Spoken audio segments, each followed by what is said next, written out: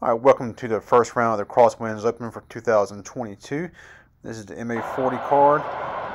Starting off at hole 11 again, a little 360-foot par 3. Got a green on your right.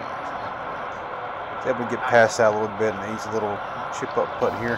I was going for it, just didn't really get a good run at it. I thought I had it for a minute, but it was a little bit long, so can't complain too much. Start off with a par. I was actually on a card with all the MA50 guys for this round. We had an odd number of MA40 players. All right, this next hole is a short little hazard shot. I just kind of baby a bolt here. It's early in the morning. I don't put enough power into it and had a bad upshot here. It was terrible. Nice little foot fault. So starting off with a bogey there. Not very good.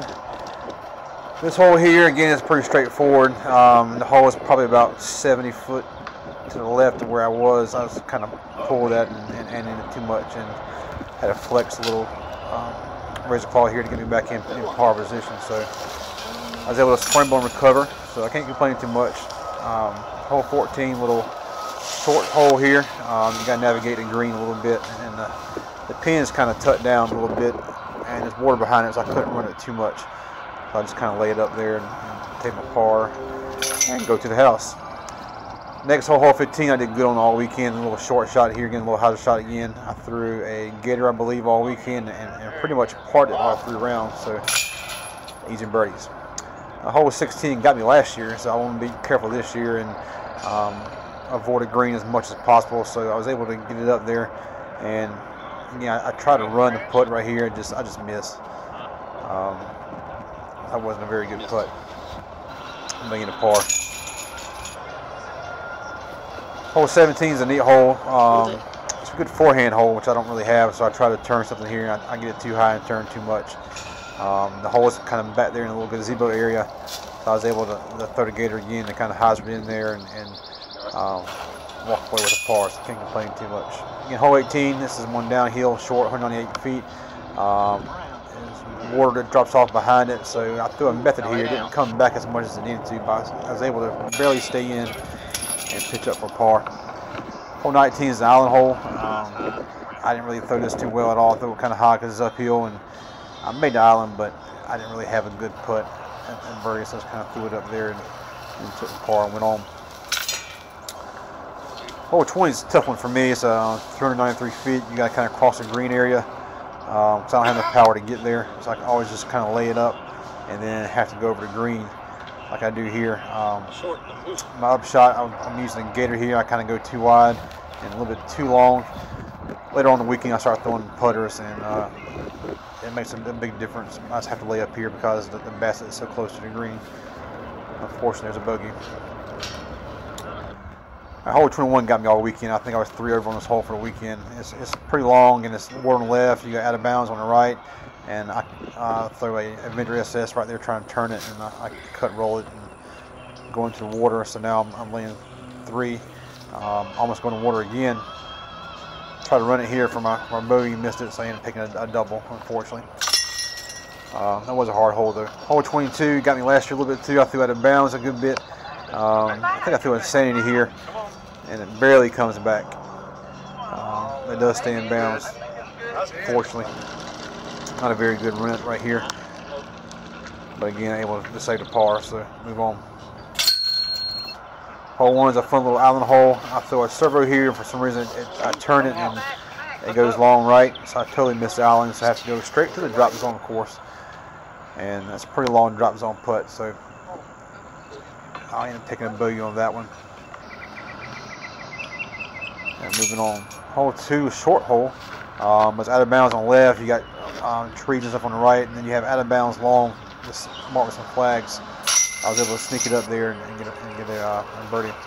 Hole 3 is kind of straight ahead. I wanted to hazard flip a wave here, a wave here, but a tree right there on the left kind of messed me up, so I ended up just kind of throwing it flat and then turning. Try to pitch up with my razor claw here just to save par. So it was a successful, I guess, par save. Hole 4 is pretty long. It started off as a par 3, but they changed it to a par 4 before the tournament started because people were complaining about it. In practice rounds, I was able to get in a 3, but there's no chance for birdie. My wife missed my upshot here, so this is my actually birdie putt. And bad putt. I need to make that one. but able to save par.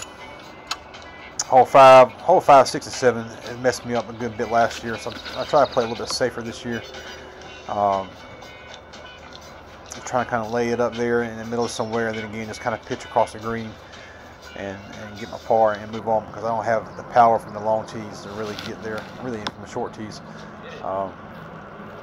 So I was pretty successful on this hole this weekend, I believe. I'm getting par.